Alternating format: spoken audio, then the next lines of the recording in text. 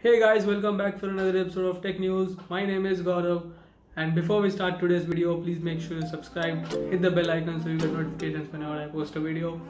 And now, without further ado, let's get right into the video.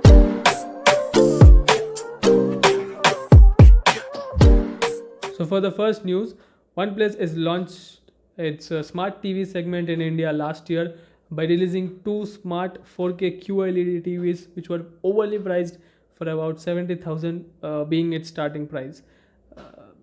Being a newer company and making it very expensive, a lot of people did not buy it. A lot of people criticized OnePlus for making a smart TV that expensive. Now this year OnePlus has changed their game and are going to be releasing new TVs, two smart TVs on July 2nd. We already know that they are going to be 32-inch and 43-inch.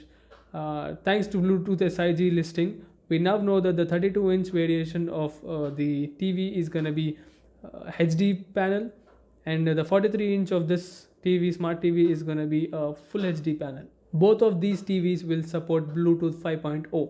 OnePlus has teased the price of the smart TV with a Twitter post saying that it is Rs.19, which means it can be around 10,999 to 19,999. It can be between any of this number. The second news we have is from Asus. A newer version of the Asus Zenfone has been spotted in the Geekbench. The new version of the Asus Zenfone is either going to be called as 7 or Zenfone 7Z.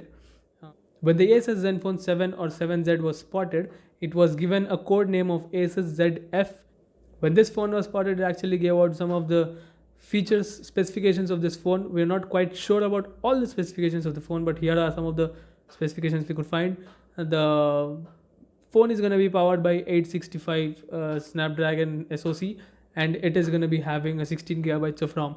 Though the storage of this phone is not clear, we can assume that it is going to be coming with 128 gigabyte storage as a standard. This phone runs with stock Android 10. Now talking about the scores of this phone, the Asus ZF with the code name, this scored around 973 points on a single core and 3,346 points on a multi-core test. This is all we know about the Asus Zenfone 7 or 7Z.